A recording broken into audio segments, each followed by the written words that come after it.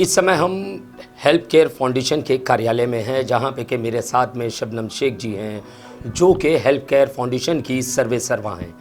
और मेरे साथ में एक ऐसी पीड़ित महिला बैठी हैं जो कि लखनऊ से मुंबई तक का उसका प्रवास रहा। लखनऊ में शादी हुई, शादी होने के बाद में मुंबई आई।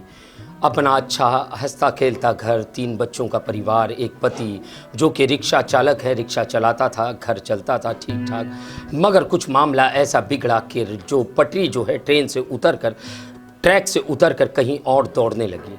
और उसकी खबर मिलने के बाद में कहीं ना कहीं महिला ने एक कदम उठाया और सोचा कि मैं ऐसे पति के साथ क्यों रहूं जो कि किसी और औरतों के साथ में रंगलीलियां मनाता हो। उसी का इंसाफ की मांग लेकर जब उस महिला ने अपने पति से बात करने की कोशिश की तो उल्टा महिला पर पति बिगड़ने लगा और उसे जान से मारने की धमकी देने लगा। और मारपीट तो रोज़ाना का व्यवहार हो चुका था घर में, उसके साथ में, उस महिला के साथ में, उस पीड़िता के साथ में। इस समय मेरे साथ में जो है, जिनके पास वो महिला इंसाफ की गुहार लगाते हुए आई और इंसाफ की मांग लेकर आई ताकि उसे इंसाफ मिले और उसका और उसके बच्चों का जो करियर जो है वो बर्बाद ना हो, उसके लिए वो आई शबनम शेख के पास। इस समय हमारे साथ में शबनम शेख जी हैं। शबनम जी, ये पूरा मामला क्या है, किस तरीके से आपके सामने उजागर हुआ? अस्सलाम वालेकुम, नमस्कार, जय हिंद दोस्तों। ये मसला अमरीन का ऐसा है कि ये मेरे पास पहले तो अपनी कंप्लेंट लेके ये बोलने आई थी कि इसका हस्बैंड इसे मारता बहुत है। तो मारने की वजह पूछा तो कमाता नहीं है। ठीक है, इस बंदी की माली हालत इतनी ख़राब है कि इसने मुझे कहा कि सिलाई करके बच्चों की परवरिश कर रही है, ये सिलाई करती है। जब हस्बैंड कमा के नहीं देता है, मारता है, तो मैंने बोला रहना क्यों चाहती हो, डिसीजन लो लाइफ का। इसको मैंने ही कहा कि तुम डिसीजन लो लाइफ का। मैं घर तोड़ती नहीं हूँ, फिर भी मैंने इसे कहा कि तुम लाइफ का डिसीजन लो। तो जब इसे लाइफ का डिसीजन लिया, अपने हस्बैंड को बोला कि मुझे नहीं रहना है, ये अपना घर मुमरा में रहने वाले, ये मुमरा से ये अपनी बहन के घर यहाँ अपने मायके खार डांडा में आ गई। अब खार डांडा में आई तो हस्बैंड की माँ और बहन, भाई और खाला, ओके, कुछ 4-5 मेंबर्स आए और आके इसको मारते हुए लेकर जा रहे हैं। हस्बैंड कहता है मेरे निके में मैं लेके जाऊंगा, मैं कुछ भी करूंगा, मैं मार डालूं। अब जब मेरे सामने वो आकर बैठा, मैंने बोला देखो, अगर वो रहना चाहती है तो I will be the first person to help you और तुम्हारा घर में बसा दूँ, लेकिन वो नहीं रहना चाहती। इसके पीछे कितने रीज़न है। तो बोलता है कि मेरी तो कोई गलती नहीं, मैं पहले बार टेंडर था, अभी लॉकडाउन से काम नहीं है तो मैं क्या वो चला रहा हूँ, रिक्शा चला रहा हूँ। और कहता है कि जो एलिगेशन है इसके सब झूठ है। अभी इन्होंने एक एविडेंस मेरे पास में सबमिट किया है, जिसमें हमने एविडेंस पुलिस स्टेशन को सबमिट किया है, जिसमें लड़के की एक मेल एस्कॉर्ट की आईडी बनी हुई है, जिसमें लड़के का, इनके हस्बैंड का फोटो है, मोबाइल नंबर है, हाइट, बॉडी वेट वगैरह सब कुछ है। और नाम ओरिजिनल नाम, ओरिजिनल आइडेंटिफिकेशन, मतलब वो ओरिजिनली वो उसने अपने आप को एस्कॉर्ट सर्विस के लिए रखा हुआ है। जब ये बात मैंने लड़के से पूछी कि तेरी वो आईडी है और तू ऐसे ऐसे एस्कॉर्ट सर्विस का काम करता है, वो अपने आप को डिफाइन ही कर रहा है कि मैंने ऐसा काम किया नहीं, मेरी सिर्फ आईडी बनी हुई है। आई सेड मेरे को एक सीधी सी चीज़ का जवाब आप दो या कोई भी दो। किसी की भी बीवी अगर एक एस्कॉर्ट सर्विस पे अपनी फ़ोटो, अपना कॉन्टैक्ट नंबर, भले नाम कुछ और रख ले, original photo, original contact number, original identification कि आप मुझे फॉर एस्कॉर्ट सर्विस कॉन्टैक्ट कर सकते हो, उसके बाद में बोलती है कि मैंने सिर्फ आईडी बनाई है, मैंने एस्कॉर्ट का काम नहीं किया है, तो पति मान लेगा? पति रख लेगा। जब पति नहीं रख सकता है, इसने खुद कमाना है, बच्चे पालना है, तो वो क्यों रखे उस पति को? ये मेरे हिसाब से गंदगी फैलाने से, बीमारियां फैलाने से बेहतर ये है डिसीजन लो लाइफ का। तो शी हैव टेकन डिसीजन। तो हस्बैंड मेरे हेल्पलाइन नंबर पे बोलता है मेरे बंदे को, मैं इसको छोड़ना नहीं चाहता, मैं इसको तलाक नहीं दूंगा। लड़की खुला मांग रही है, वो खुला नहीं देना चाहता। डायलॉग क्या है, तू मेरे बच्चों की लाइफ खराब करी। अरे जिन बच्चों के लिए तूने कमाया नहीं इतने साल में, अब उनकी लाइफ खराब हो रही है बीवी छोड़ने से, जो वो कमा के खिला रही है। एक बच्चे को उसने रखा हुआ है, 2 बच्चे इनके पास है, बच्चे कितने छोटे छोटे आप देखिए। अभी आगे का मसला ये है, वो ये कहता है कि अगर देखो खुला का यानी डिवोर्स का मतलब क्या होता है कि जब म्यूचुअल अंडरस्टैंडिंग पे होता है तो किसी थर्ड पार्टी को इन्वॉल्व होने की ज़रूरत नहीं है। 4 विटनेस रखो, एक आप क्या बोलते हैं डिवोर्स डीड बनाइए, आप साइन कर लीजिए और अब वो फिर डिवोर्स डीड को आप कोर्ट लेके जाके रजिस्टर कर लीजिए। It's very simple. और खुला का तो मसला ही क्लियर है। खुला का मतलब होता है औरत आपसे तलाक मांग रही है, वो आप उसको तलाक नहीं दे रहे हो, औरत आपसे तलाक मांग रही है, तो इट्स वेरी क्लियर कि उसको चाहिए तलाक। अब आप कहे तो मैं तलाक नहीं दूंगा, मैं जान से मार दूंगा। ये मेरे पे केस बना रही है, केस बना दे हुए मैं अरेस्ट हो जाऊंगा, मैं बेल पे छूट कराऊंगा और मैं इसका मर्डर करूंगा। मर्डर करके मैं वापस अंदर जाने के लिए तैयार हूँ। हसन को उसने ऑन कॉल, मेरे पास रिकॉर्डिंग एविडेंस है, कल रात से सईद में सोई नहीं हूँ। इस लड़की का केस, दूसरा इस बच्ची का केस, मैटर क्या, रिकॉर्डिंग सुनो। मैटर क्या है कि मुझे डर है, मैंने उस आदमी को, देखो मैं प्रैक्टिकली उसको 2 बार मिल चुकी हूँ। मैं काउंसलिंग करती हूँ महीना भर लोगों के घर बसाने के लिए कि बस कैसे भी इनका घर बस जाए, इनके झगड़े खत्म हो जाए। लेकिन उस बंदे से मैं मिल चुकी हूँ तो मुझे ऐसा लगता है कि आज इसका फ़ोन 4 घंटा बंद था।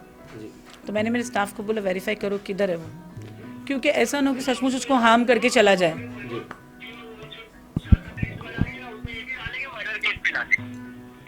भले ही केस में जमा हो जाऊंगा, आने के बाद ये रिश्तों तो मैं मारूंगा, ये भी मैं बोल रहा हूँ भाई। आने के बाद ये मृत्यु मरेगी, मेरे बच्चों की जिंदगी बर्बाद करेगी, ये औरत मरेगी। ठीक है, हाँ ओके। आप मुझे बताइए, उनको पता है ये इंसाफ का दरबार है, यहाँ सिर्फ सच चलता। तुम कितने पैसे वाले हो, तुम्हारे पैसे मेरे कैबिन के बाहर रख के आने का, हाँ तुम्हारी कोई भी लेवल हो, वो सारे लेवल को तुम बाहर रख के हो, मेरे ऑफिस में नहीं चलता।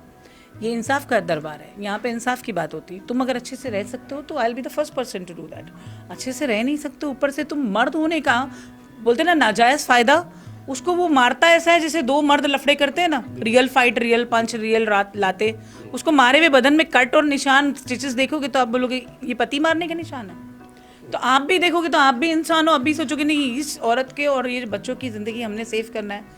हम as an NGO, as a national social activist, हमसे जो होगा हम उसकी ज़िंदगी भर मदद करेंगे, बट पहले उस लड़की को इंसाफ चाहिए। जी शबनम जी, ये पूरा मामला क्या आपने पुलिस स्टेशन में कहीं दर्ज करवाया है या कोर्ट में गए हैं इस मामले को लेकर? बिल्कुल, ये रहे आपको कंप्लेन जो है, ये खार पुलिस स्टेशन को हमने 24 मार्च को दी है।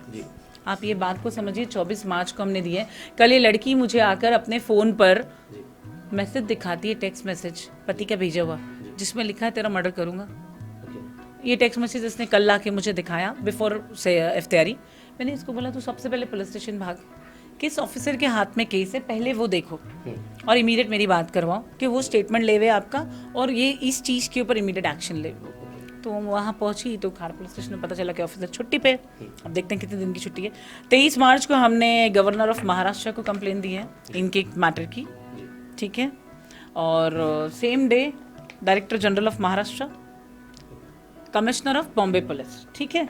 ये लड़की की एनसीज है, कुछ 26 फरवरी की एक एनसी है जिसमें इसको बहुत मारा है। ओके, खार पुलिस स्टेशन अगेन। तो क्या मारने के बाद मेडिकल यस मेडिकल वगैरह सब कुछ अटैच है। अब प्रॉब्लम ये है ना कि किसी केस में पुलिस काम करती नहीं है जहाँ पे उसको करना चाहिए क्रिमिनल मैटर में, ठीक है, और जिसमें नहीं करना चाहिए सिविल मैटर में उसमें जाके काम करने खड़ी हो जाती है। कहीं कहीं तो हमारी पुलिस भी हमको चौंकाती है ना कि क्या करना चाहिए। लड़की मार खा खा के आती है। देखो प्रॉब्लम क्या है, वहाँ पे पुलिस को भी हम गलत नहीं बोल सकते हैं। ऑल डिपार्टमेंट इज एक्चुअली क्या कंसर्न है, सोसाइटी की सुरक्षा करना, समाज की सुरक्षा करने के लिए वो लोग, समाज की सुरक्षा में वो लोग क्या सोचते हैं, जो कोर्ट के ऑर्डर्स हैं, किसी का घर नहीं टूटना चाहिए। पहली कोशिश क्या होती है, जबकि लड़की कंप्लेन करने पहुंचती है तो उसको पुलिस वाला बताता है केस बनाएगी, हस्बैंड रखेगा नहीं। ये बात मैं भी बताती हूँ, केस बनाओगे हस्बैंड नहीं रखेगा, नहीं रहना है तुमको तब केस बनाने का सोचो। ये लाइफ का सवाल होता है। तो पुलिस वाले भी यही सोचते हैं कि नहीं चांस दो, घर बसता है लोग का, क्योंकि मियाँ बीवी का झगड़ा है, सॉल्व हो जाए तो खत्म हो जाए प्रॉब्लम, इनका घर बस जाए। अब प्रॉब्लम क्या है कि कल जब मैंने भेजा, देखो एक इंसान का मानसिक स्थिति कहाँ पहुँच जाती है कि वो मैसेज पे धमकी देता है। आप समझ लो आज का ज़माना जो है वो कॉल रिकॉर्डिंग्स, मैसेजेस, ये सारी चीज़ों को एडवांस टेक्नोलॉजी को लेके चल रहे हैं। हम तो 15 साल से लेके चल रहे हैं, लोगों ने अब यूज़ करना शुरू किया। बट टेक्निकली कोई आपको इस तरीके से धमकी जब देता है तो समझो उसके दिमाग में गंदगी भरी है, उसके जहन में तुम्हारे लिए नेगेटिविटी बहुत है और कभी भी कुछ भी हो सकता है। तो ये सारे इंडिकेशंस है कि तुम्हारे साथ गलत हो सकता है। तो मेरा काम क्या है, देखो मैं एक NGO चलाती हूँ, मैं गवर्नमेंट नहीं चलाती हूँ। गवर्नमेंट के लेवल पे हम चलते हैं, गवर्नमेंट के साथ में पैरेलल लेवल पे हम चलते हैं कि हम समाज में गंदगी दूर करने के लिए, हम अच्छे काम करने के लिए। मैं ये सोचती हूँ कि पूरे दिन में अगर किसी एक का भी घर बसता है, किसी एक की भी ज़िंदगी मेरे वजह से संवरती है, सुधरती है, तो मैं वो काम करती हूँ। मोटिव क्या है कि कल से ये दोनों मैटर्स ने मेरे को बेचैन करके रखा। एक और एक मैटर बहुत जल्दी डिस्कस करेंगे जिसमें पति पत्नी की कुत्ते की तरह मार खाता है, MBA ग्रेजुएट लड़का, हो, और इतनी मार खाता है कि उसने जो कंप्लेंट यहाँ दी है वो कंप्लेंट का जेरोक्स पे स्टैंप लगा के वो लेके नहीं गया, कहता है कि ले जाऊंगा तो बीवी मारेगी। तो मेरे पास दिन भर में इतनी ऐसे ऐसे केसेस आते हैं, मैं अगर सोच भी लूँ कि मैं 2 दिन के लिए मेरा ऑफिस बंद कर दूँ तो वो पॉसिबल नहीं है। हम कोशिश क्या करते हैं जहाँ पे हम किसी को सुरक्षा दे सकते हैं। देखो, पुलिस डिपार्टमेंट में इतने कर्मचारी नहीं है कि पूरे देश को एक एक इंसान को एक एक सुरक्षा के लिए बंदा मिलेगा, लेकिन हर एरिया में पुलिस स्टेशन है ना। तो बस मेरी गुजारिश ये है, कोई कंप्लेंट नहीं है, अभी भी मैं बहुत तहे दिल से बोल रही हूँ डिपार्टमेंट को कि 17 साल से मैं साथ में काम कर रही हूँ। और ऐसा भी वक्त मैंने देखा है कि वो ऑफिसर्स जो PSI थे, API थे, आज जो सीनियर PI ACP बन गए हैं। तो मैं भी डिपार्टमेंट के साथ ग्रेजुअली बड़ी होते जा रही हूँ। I am still growing with the department. बस एक ही रिक्वेस्ट है, do your work with honesty. जहाँ पे लगता है कि यहाँ किसी की जान जा सकती है, हमारा काम है उसकी ज़िंदगी बचाना, ठीक है। हम समाज की सुरक्षा का ठेका लेके बैठे हैं, ऐसा लोग मुझे भी बोलते हैं, तो I feel the same for me, ठीक है। तो बस गुजारिश ये कि इस बच्ची की कंप्लेंट लो, उसका जो पति जो इतना गंभीर तरीके से वो धमकी दे रहा है, 506 विद 498 लगना चाहिए, प्लस इनके साथ में जो जो चीज़ें हुई है उसका स्टेटमेंट लो और कानूनी कार्रवाई करो, और कोई अलग बात नहीं है। Everything is very clear. ये अभी जैसे कि शबनम जी ने कहा, वो पीड़ित महिला, वो माँ जो कि 3 बच्चों को अपनी मेहनत से पाल रही है, वो मेरे साथ में इस समय मौजूद है। हम उनकी ज़ुबानी, उनकी पीड़ा, उनका दर्द सुनेंगे कि किस तरीके से तकलीफ़ों का वो सामना कर रही है। मैम, पहले तो ये बताइए आपका नाम क्या है? मेरा नाम अमरीन शेख है। जी अमरीन जी, ये बताइए क्या कुछ आपके साथ में हुआ, क्या आपने देखा, क्या आपने सहा, वो चीज़ बताइए। मेरे हस्बैंड हमें हर समय मारते रहते हैं खरी। जी। वो एक तो गंदे गंदे इल्ज़ाम लगाते रहते हैं, खुद सबके पास जाते,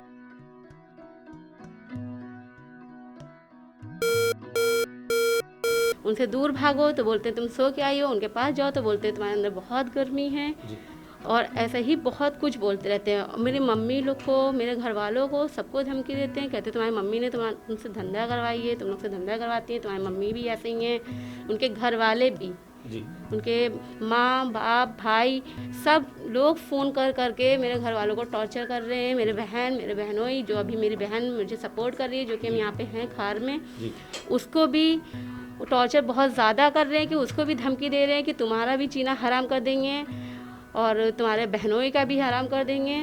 मेरी बहन को भी एसिड डालने की धमकी, हमको एसिड डालने की धमकी, यहाँ पे आके हमको उठा के लेके मारते हुए लेके जा रहे थे, जो कि पूरे फ्लोर वालों ने बचाया था हमको। और क्या मोहल्ले के लोगों ने देखा था जिस वक्त आपके साथ में मारपीट की जा रही? जी, सबने देखा, और कुछ लोगों ने वीडियो भी बनाई थी उनकी, जो कि उन लोग ऐसा ऐसा कर रहे थे यहाँ पे मेरे साथ में। बिल्कुल। मैम, मैं ये जानना चाहूँगा, जिस तरीके से आपके साथ में आपके पति जो दुर्व्यवहार कर रहे हैं, ये करते क्या हैं, पेशे से क्या काम करते हैं, किस तरीके का, और क्या शराब वराब पीते हैं, नशे के कोई आदी हैं? ये हर तरीके का नशा करते हैं, गांजा, MD, चरस और ड्रिंक शराब का, और ये बेचते भी हैं।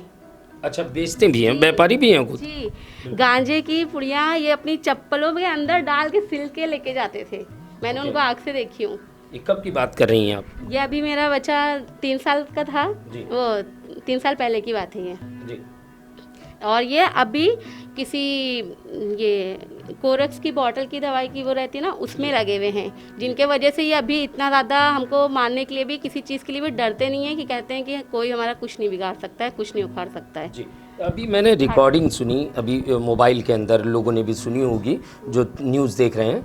रिकॉर्डिंग में वो साफ कह रहे हैं कि आपने उनके बच्चों की ज़िंदगी बर्बाद करी है, तो मैं आपको नहीं छोड़ूंगा। तो किस तरीके से, क्या सोच के वो कह रहे हैं कि आपने बच्चों की ज़िंदगी बर्बाद की? वो मुझे ये बोल रहे हैं क्योंकि मैं उनसे तलाक लेना चाह रही हूँ, उनको छोड़ना चाह रही हूँ, तो बोलते हैं कि मेरे बच्चों की ज़िंदगी बेकार हो जाएगी। लेकिन मैं ये सोचती हूँ कि मैं इनके साथ रहूँगी तो मेरे बच्चों की ज़िंदगी बर्बाद हो रही है, इसलिए मैं उनके साथ नहीं रहना चाहती हूँ। जी, मैं आपसे अमरीन जी एक सवाल करना चाहूँगा, क्या आपने कभी ऐसा कोई वक्त आया कि आपने उनको मौका दिया हो या उनको बोला हो कि भैया ये आप सुधर जाइए, या ऐसा समझ जाइए, नशा छोड़ दीजिए, परिवार को देखिए, रोज़ी रोज़गार कीजिए, अच्छे से दिन बिताइए, फैमिली के साथ, परिवार के साथ रहिए? कभी आपने ऐसे समझाने की कोशिश की? ये मैं 5 साल से कोशिश कर रही हूँ, पूरे 5 साल से मैं ये समझा रही हूँ। यहाँ तक कि मैं साल भर पहले भी ये लोग ने, पूरे परिवार ने मुझे घर में बंद करके मारे थे। फुल लॉकडाउन के टाइम पे मैं भागती हुई पूरे चौकी पे नंगे पैर भाग रही थी इधर उधर, और फिर मुझे मेरे घर इन बहनों को बुला के भेज दिया और मैं 2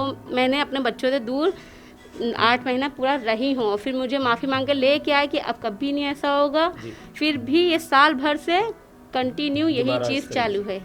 और अब तो ये कॉल बॉय और ना जाने क्या क्या हर एक तरीके का उनका सवाल मैं आपसे करने वाला था। एस्कॉर्ट जो बॉय हैं वो आपको पता है वो क्या चीज़ होती है, क्या होता है? मुझे जी वो कॉल बॉय वही, मुझे एक तो इतनी गंदी गंदी हरकत करते हैं कि मैं कैसे बताऊं।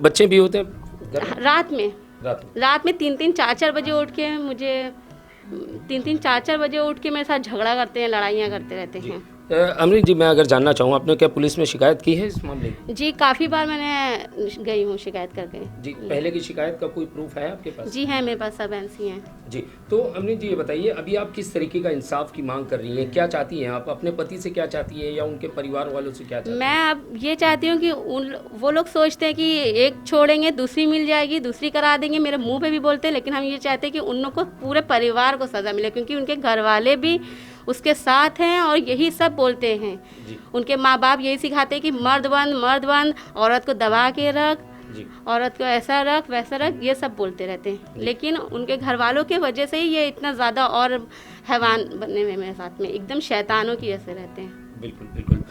ये थी अमरीन जिन्होंने अपनी आप बीती हमारे सामने रखी। कोई शख्स अगर शैतानियत पे उतर जाए, कोई शख्स अगर बदचलनी पे उतर जाए, तो उसे रोकना सामान्य लोगों की बस की बात नहीं है।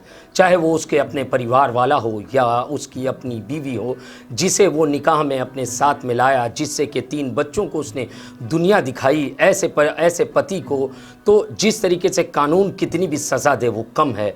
मगर कहीं ना कहीं कानून को चाहिए कि ऐसी महिलाओं की आवाज़ सुने, ऐसी पीड़ितों की आवाज़ सुने, ताकि कोई और शख्स इस तरीके का कदम उठाने से पहले 4 बार सोचे कि मैं जिस औरत को या जिस परिवार को धोखा दे रहा हूँ या जिस परिवार को अपने कदमों तले रौंद रहा हूँ, एक पुरुष होने की हैसियत से, एक पुरुष होने की घमंड से, तो ऐसे पतियों को जो है आईना दिखाने का काम सिर्फ एक महकमा कर सकता है, वो है पुलिस महकमा और वो है सरकार। अगर ऐसे लोगों पे कार्रवाई नहीं हुई तो आने वाले समय में और कई ऐसे बदचलन शख्स उठकर खड़े होंगे और महिलाओं पे जुल्म और सितम ढाएंगे। तो मैं चाहूँगा कि मुंबई पुलिस और महाराष्ट्र की सरकार ऐसे लोगों पे सख्ती से निपटे और इन पे कार्रवाई करे, ताकि ऐसे नाग जो है फन उठाने से पहले 4 बार सोचे। कैमरामैन साटविलकर के साथ सही शेख की report, the daily India news, Mumbai.